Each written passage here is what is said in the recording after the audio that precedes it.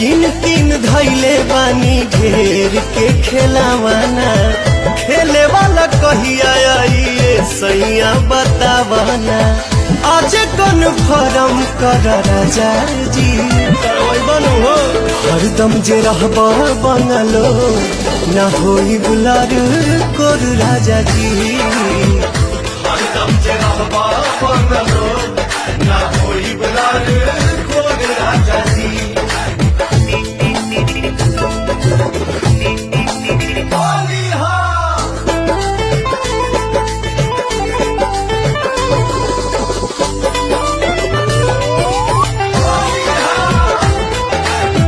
सुना सुना लागेला से जरिया तोहरा बीना, बात के बुझे के बाद चीज के चिन्हे के बाद। सुना सुना